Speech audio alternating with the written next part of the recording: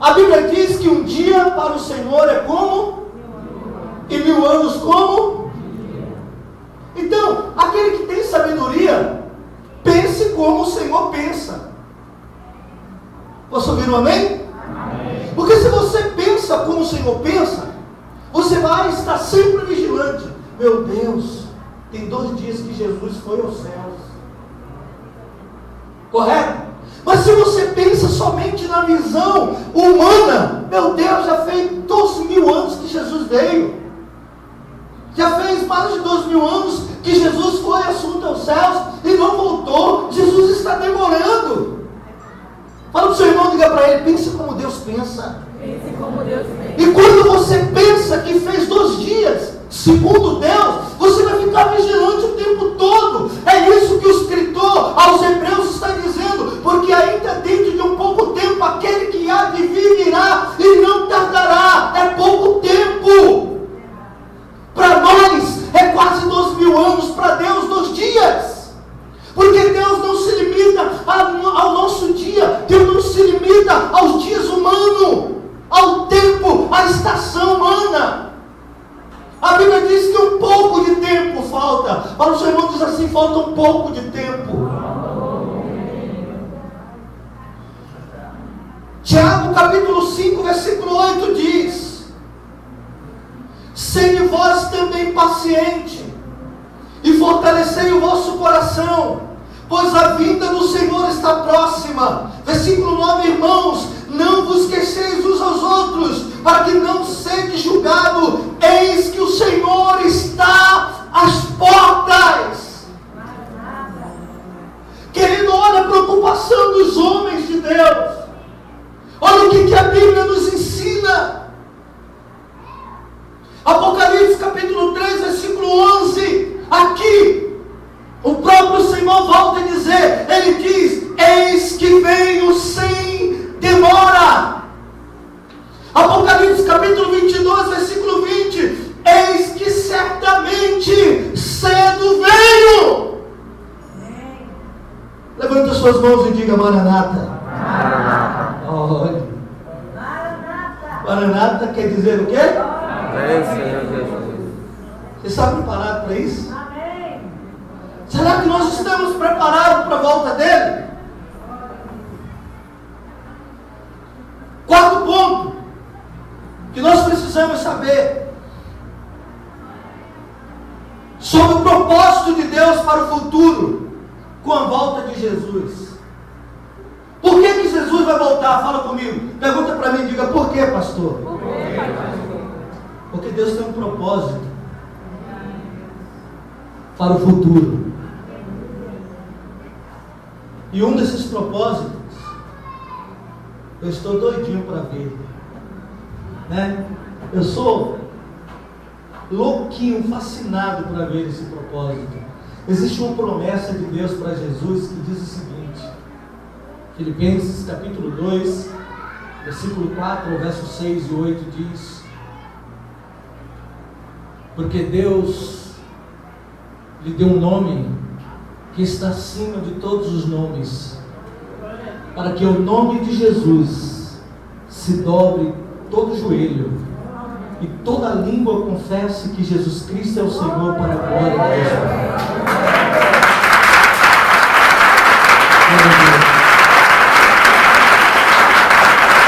Você sabe qual é a minha expectativa? É viver um dia Mussolini caminhando-se em direção ao Mestre e se dobrar diante dele. A minha expectativa é um dia ver Nero se levantar, caminhar diante do Mestre e se prostrar diante dele. A minha expectativa é ver Hitler se levantar e se prostrar diante dele. A minha expectativa é ver todos os grandes reis da terra e governantes se levantar e se prostrar diante dele. A minha expectativa é ver Satanás, o diabo, a serpente, sair do inferno com todos os seus demônios, se prostrar diante dele e dizer: Jesus é o Senhor, para a glória de Deus.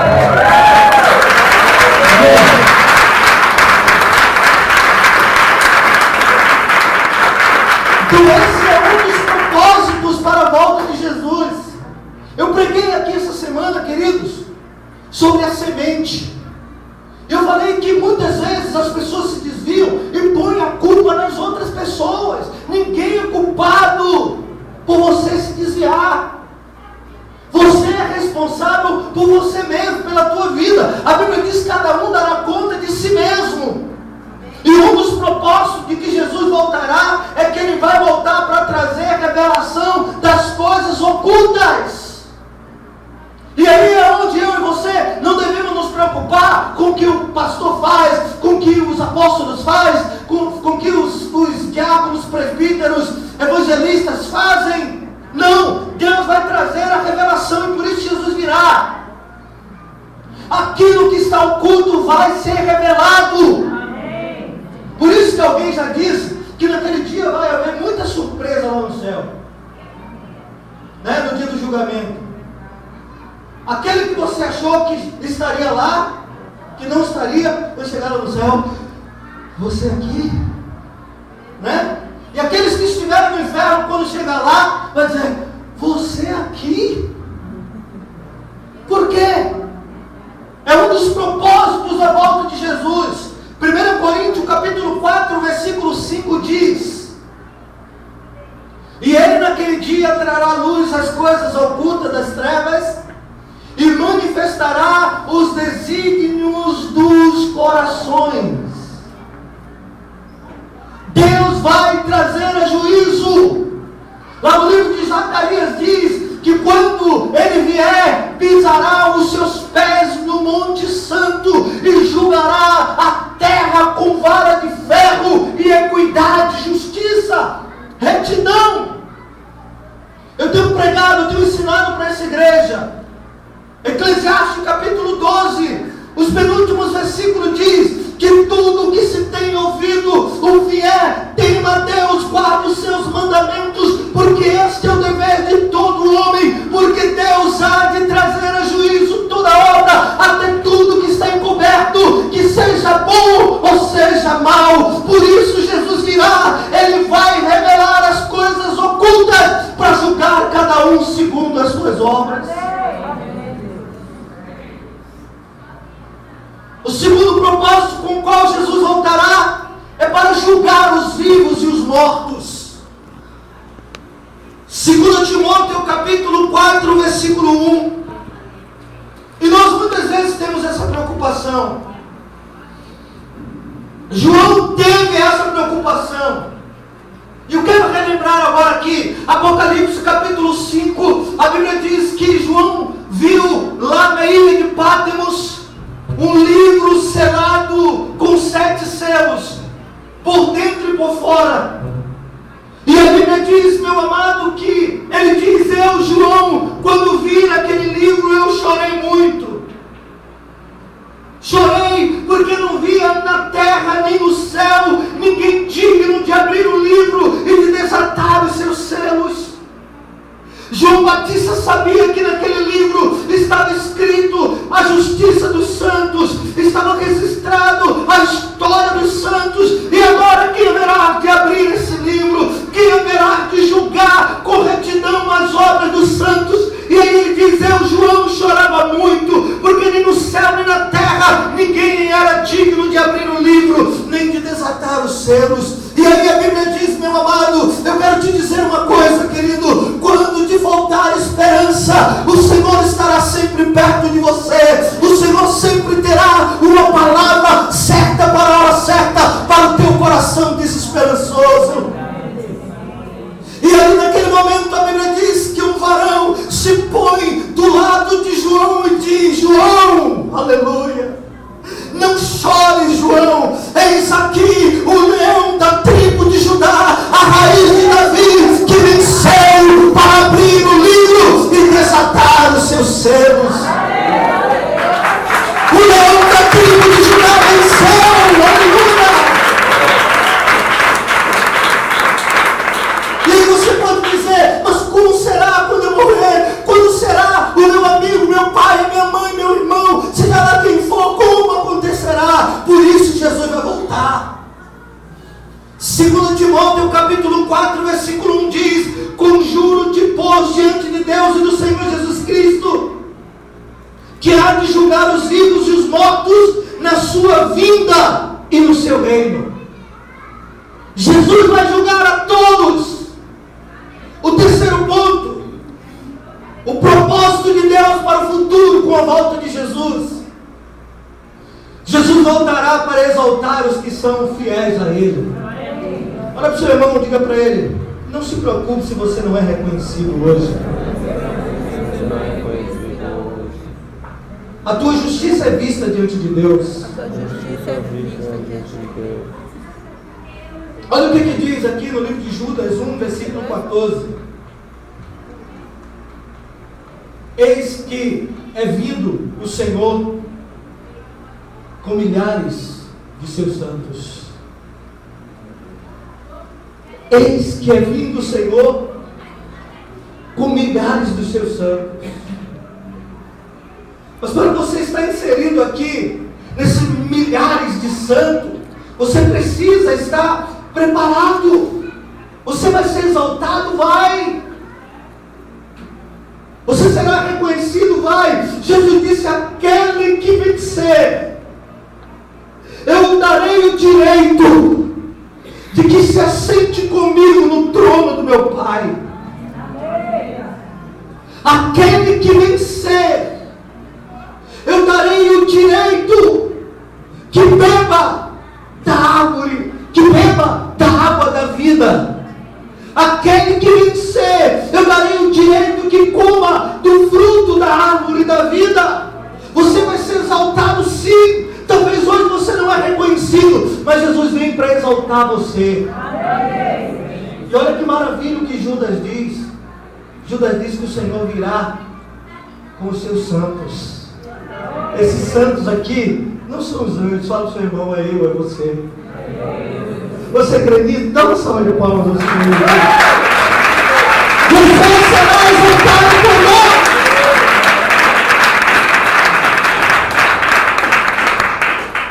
A quinta coisa que nós precisamos saber: como devemos estar quando o futuro chegar. Isso aqui é sério, viu? Como nós devemos estar quando o futuro chegar? Primeiro, você precisa estar preparado. Se você não estiver preparado, queridos, esse dia será doloroso para você. Mateus 24, versículo 44 diz: por isso, estai vós apercebidos também, porque o Filho do Homem há de vir a hora em que ninguém penseis. Está preparado, você tem que estar vigilante, vigiando o tempo todo. Segundo, nós devemos estar irrepreensíveis. 1 Tessalonicenses 5:23 diz: e todo o vosso espírito e alma e corpo sejam plenamente conservados irrepreensíveis para a vinda de nosso Senhor Jesus Cristo. Que história é essa que o Senhor está somente preocupado com o nosso interior? Que história é essa? A Bíblia diz: vós sois templo do Espírito Santo. O que o apóstolo está falando aqui em 1 Tessalonicenses 5:23: todo o vosso espírito, toda a vossa alma, todo o vosso corpo esteja plenamente irrepreensível para a volta do Senhor Jesus Cristo. Terceiro ponto, nós devemos estar firmes. 1 João 2:28 diz: permanecei nele. Fala para o seu irmão: diga, é em Deus que você tem que permanecer. Permanecer nele, para que quando ele se manifestar, tenhamos confiança e não sejamos confundidos na sua vinda. Isso aqui é muito interessante, queridos. Por que o apóstolo João está fazendo essa referência? A Bíblia diz: acautelai-vos que nos últimos dias, se for possível, Satanás vai enganar até muitos dos escolhidos. muitos dos escolhidos. E aí Jesus continua dizendo o seguinte: quando vos disserem, ei-los ali o Filho de Deus, ei-los aqui, não acrediteis e não vá atrás, porque não é o Filho de Deus. E aqui o apóstolo diz que nós devemos permanecer nele, para que quando ele se manifestar, nós tenhamos confiança e não sejamos confundindo na sua vida. Você precisa estar atento. Nós já temos tido o cumprimento de anticristos, mas muitos ainda hão de aparecer. Eu quero te dizer, queridos, a Bíblia diz que anticristos aparecerão, que farão prodígios na terra, que fará fogo cair do céu. A Bíblia diz que ele fará sinais aparecer na terra e que vai enganar a muitos.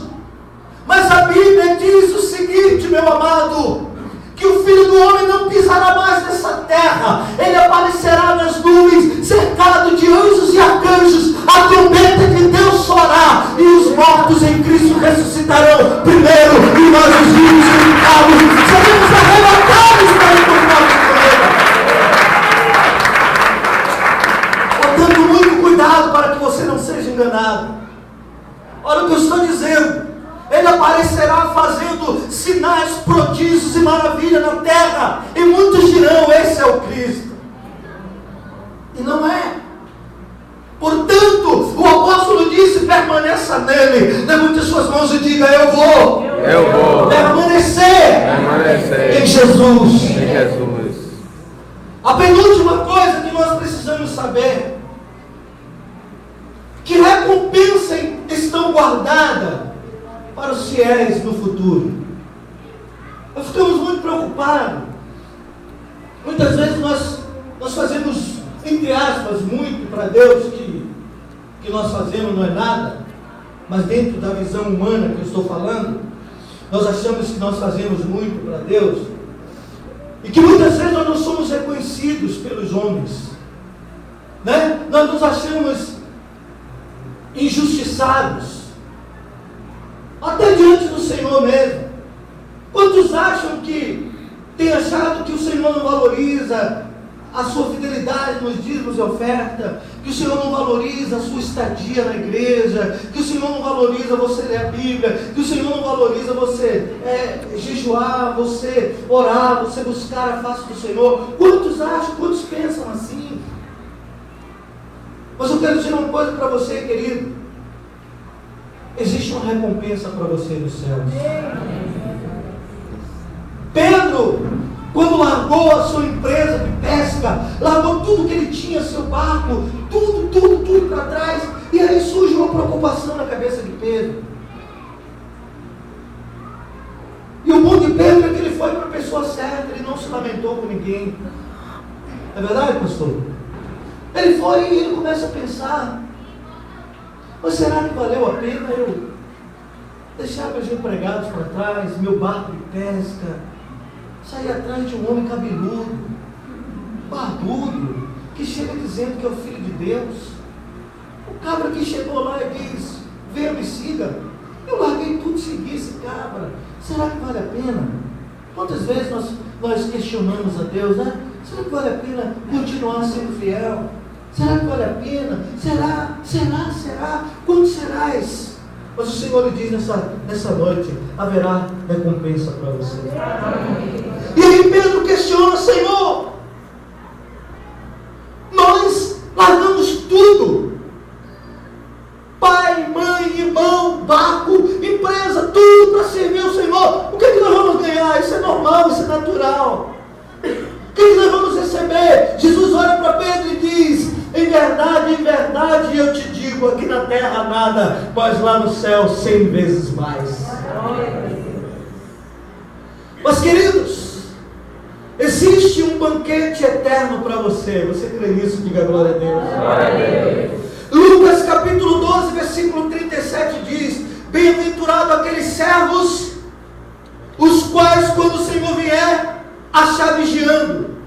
Em verdade vos digo, que se cingirá e os fará sentar à sua mesa, e chegando-se os servirá. Dá uma salva de palmas ao Senhor. Bem forte, bem forte, bem forte. Glória a Deus. Mais forte.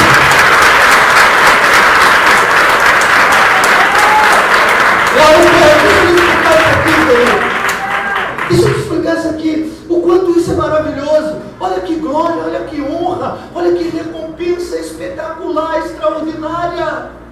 A Bíblia diz que bem-aventurado, feliz, felicíssimo, aquele que quando o Senhor vier achar fiel, achar fazendo isso. Olha o que o Senhor diz: em verdade vos digo, Ele cingirá a sua vida, Ele lhe fará sentar numa mesa, e Ele, o Senhor, vai nos servir. Aplaude de novo Ele. Isso é muito grande, isso é muito forte. Haverá uma recompensa de Deus para você. Você consegue imaginar isso? Eu não vou nem poder não, Senhor. Eu não quero não, Senhor. É claro, eu vou ter o prazer de receber da mão dele a bênção de Deus. Amém? Amém, amados? Isso é galardão, isso é promessa de Deus. Isso vai acontecer na sua vida. A Bíblia diz que quando Jesus foi tentado lá no deserto, Jesus se manteve fiel diante de Deus. Satanás ofereceu a ele comida, Satanás ofereceu a ele riqueza, Satanás ofereceu a ele ostentação, mas ele negou tudo. E a Bíblia diz que quando Satanás o deixou, o que foi que a Bíblia diz? Veio os anjos dos céus e o serviram. O Salmo capítulo 1 diz: o Senhor é meu pastor e nada me faltará. Deitar-me faz em verdes pastos, guia-me mansamente às águas tranquilas, refrigera minha alma, guia-me pela vereda da justiça, por amor do seu nome. Ainda que eu ande pelo vale da sombra da morte, não temerei mal algum, porque tu estás comigo, a tua vara e o teu cajado me consola. Aí Davi diz o quê? Preparas uma mesa perante mim, na presença dos meus inimigos. É isso que Deus vai fazer para você. Deus tem uma mesa preparada para você. Deus tem uma recompensa para você. Glória a Deus. A segunda recompensa que estão guardadas para os fiéis no futuro é uma eterna comunhão com Deus. João 14, versículo 3 diz: virei outra vez. Fala comigo, diga: Jesus virá. Virei outra vez e vos levarei para mim mesmo, para que onde eu estiver, estejais vós também. Isso aqui é comunhão eterna. A terceira coisa, haverá uma transformação eterna. Filipenses 2:21 diz que transformará o nosso corpo abatido para sermos conforme o seu corpo glorioso. Fala para o seu irmão, diz para ele: você vai ter um corpo igualzinho de Jesus. É por isso que ele diz: ó, aquele que não comer desse pão, aquele que não comer desse pão, aquele que não beber desse cálice, não tem parte comigo. Quem come e bebe desse pão, quem come e bebe desse cálice, é fiel, está sendo intrínseco, está entrando na carne do Senhor Jesus Cristo, será um com Ele. Você terá o mesmo corpo glorioso do teu Senhor na vida. Fala para o seu irmão, diga: você terá um corpo de glória. A sétima recompensa que estão guardadas, as recompensas que estão guardadas para os infiéis no futuro. Tem recompensa para os fiéis? Sim ou não? Sim. Mas tem recompensa também para os infiéis. Então olha só, o que haverá para aqueles que não estiverem na presença de Deus. Deixa eu ler aqui rapidamente. Quais são as recompensas que são guardadas para os infiéis no futuro? Primeiro, lamentação eterna. Mateus 24, versículo 30. Então aparecerá no céu o sinal do Filho do Homem, e todas as tribos da terra se lamentarão e verão o Filho do Homem vindo sobre as nuvens do céu, com poder e grande glória. Olha o que a Bíblia diz: todas as tribos da terra se lamentarão.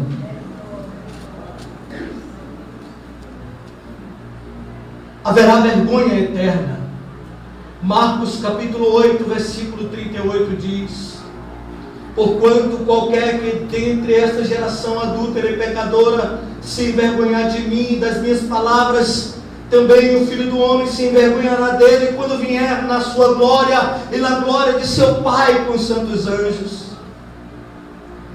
Haverá fogo eterno, 2 Tessalonicenses capítulo 1, versículo 8, como labareda de fogo, tomando vingança dos que não conhecem a Deus e dos que não obedecem o Evangelho de nosso Senhor Jesus Cristo. Ele virá como labareda de fogo, destruindo. Haverá castigo eterno. Apocalipse capítulo 1, versículo 7 diz: eis que vem com as nuvens, e todo olho verá, até mesmo os que transpassaram, e todas as tribos da terra se lamentarão sobre ele. Sim, hão de se lamentar. Portanto, cuidado, você que não teme a Deus, não brinca com Deus. Jesus está voltando. Fica de pé onde você está, em nome de Jesus. A minha maior felicidade, eu sempre gosto de dizer isso.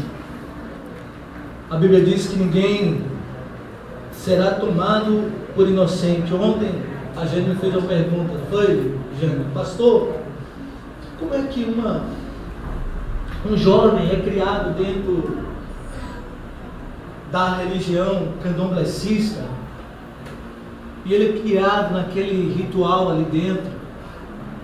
Será que Deus vai mandar ele para o inferno? Ele foi criado naquilo ali. Eu disse para ela: não. A Bíblia diz que nem os loucos errarão o caminho. Deus é justo. Amém. Deus não vai mandar ninguém para o inferno sem que ele conheça o Evangelho. Nem que seja uma vez na vida ele vai ouvir falar de Jesus. Amém. Seja no rádio, seja na televisão, seja no livro, seja alguém falando. Deus vai sempre mandar alguém para falar para ele ouvir. A Bíblia diz que Deus não tomará ninguém por inocente. A Bíblia diz: haverá sinais nos céus e na terra, nos últimos dias haverá guerra, rumores de guerra, peste, terremotos, fome, filho contra pais contra filho, irmão contra irmão, marido contra mulher, nora contra genro, genro contra... e aí sucessivamente. Fome, peste, sinais no céu e na terra, tudo isso já está acontecendo.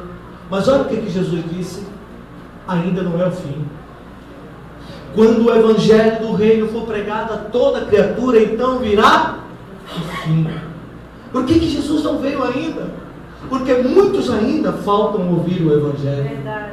Mas eu vou dizer uma coisa para você. Aí você vai dizer: então eu vou ficar tranquilo. Não, tome cuidado. Hoje a televisão está dentro dos matos. Hoje o rádio está dentro do mato. Hoje tem missionário no mundo inteiro. A qualquer momento Deus pode dizer: chega, acabou. E nós precisamos estar preparados. E eu gosto sempre de falar isso. Hoje mesmo, no livro da Justiça de Deus, um dos tópicos que nós vimos aqui, do propósito da volta de Jesus, é para ele trazer julgamento aos povos, não foi isso? E hoje, no livro da Justiça de Deus, foi escrito exatamente assim: no dia 2 de fevereiro de 2014, às 8 horas 47 minutos e 17 segundos, na comunidade evangélica Herdade, foi pregado um sermão com base em Mateus 24:36, com o título 7 coisas que precisamos saber no futuro. O meu servo Elivaldo pregou na comunidade evangélica Herdade e falou sobre a minha volta. Portanto, por mim o Senhor é assinado nesse dia, que ninguém que ali está, no dia do juízo de Deus, será tomado por inocente. Você é conhecedor da palavra de Deus. Feche os seus olhos onde você está. Pai, em nome de Jesus, muito obrigado, Senhor, por essa palavra de despertamento em nosso coração. Eu quero te pedir nessa noite, Espírito Santo, que o Senhor possa avivar cada coração que está aqui, que o Senhor possa trazer, Senhor, ao nosso coração uma nova esperança, Renova a esperança daqueles que perderam a esperança. Senhor, quantos têm perdido a esperança de que o Senhor vai voltar? E quantos têm, meu Deus, se entregado para viver dissolutamente no mundo? Perdidos, desiludidos, sem unção, sem o óleo. Quantos estão, meu Deus, com as lamparinas apagados? Mas, Pai, em nome de Jesus, que o Senhor os possa despertar-nos nessa noite com essa palavra e avivar o nosso coração, para que nós possamos dizer: Maranata, ora vem, Senhor Jesus. Nos ajude, Senhor, nessa noite. Eu quero que você ore com o seu irmão agora, queridos. Pede para o Espírito Santo de Deus renovar a esperança no coração do teu irmão. Abre a tua boca, faz essa oração agora. Deus amado, para que essa noite meu Deus Santo, Deus seja Deus meu Pai, para que cada dia Deus eu possa viver, Senhor Deus, a tua palavra, Senhor Deus, peça para o Espírito Santo renovar a esperança no coração do teu irmão. Pede para o Espírito Santo, que é o selo da redenção, para a volta do Senhor Jesus. Pede para Ele encher o coração do teu irmão agora. Pede para Deus colocar fogo no coração do teu irmão.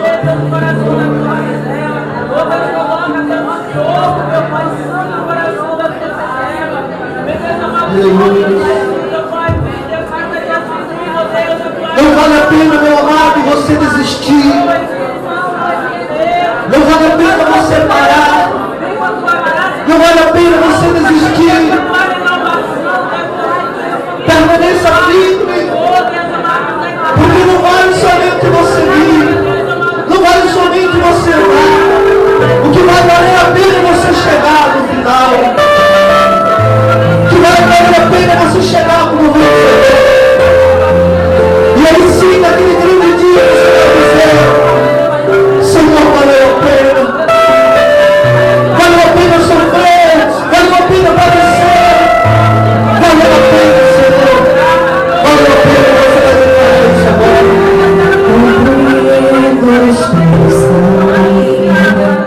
É assim mesmo, é tudo. Assim darei a minha atenção. Diga essas palavras, te darei. Essas palavras te darei. O Senhor vai te sustentar na tua dor. Me sustentas em minha Ele vai te colocar bem pertinho. Isso me leva mais perto de ti, mais perto dos teus caminhos. Bendito seja Deus. E ao redor de cada esquina, em cima de cada montanha, eu não procuro ou pelas águas das fontes, desesperado eu te busco, Praticamente urgente quando eu digo, realizando na tua face, é tudo que eu preciso. você vai dizer que um dia o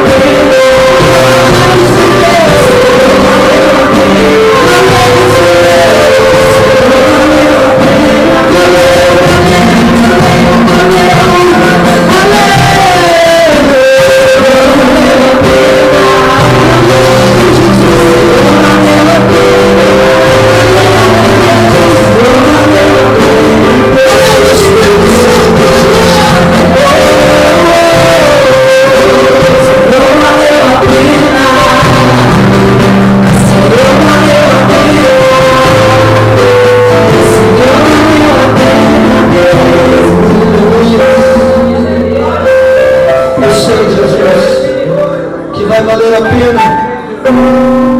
Quando naquele dia nós sentávamos à mesa e pudesse cumprir em nós o que o Senhor disse aos teus discípulos: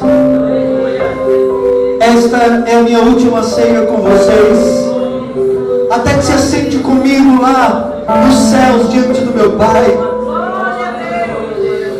Muito obrigado, Jesus, pelo teu sangue. Muito obrigado, Senhor, pelo teu corpo.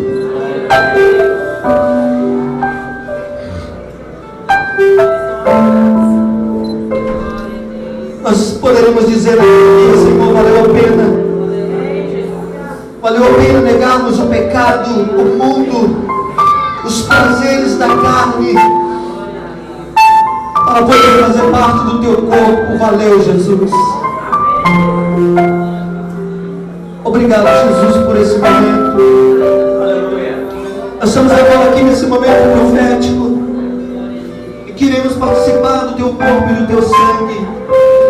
E eu quero te dar graças agora, Senhor. Obrigado pelo sangue que o Senhor verteu na cruz. Obrigado, Senhor, pelo sangue derramado. Graças te damos, ó Pai. Obrigado, Senhor, pelo teu corpo que foi rasgado por nós, dilacerado, como diz a tua palavra, porque a Deus agradou morrê-lo. Mas também diz a tua palavra que pelas suas feridas nós fomos sarados. Obrigado, Jesus, pela tua carne. Meus amados, nós iremos participar agora do corpo e do sangue do Senhor.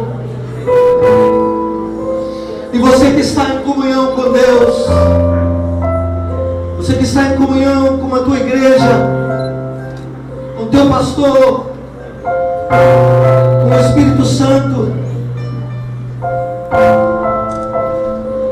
os pastores, diáconos vão distribuir o corpo e o sangue do Senhor. Você vai receber, vai esperar na mão seara.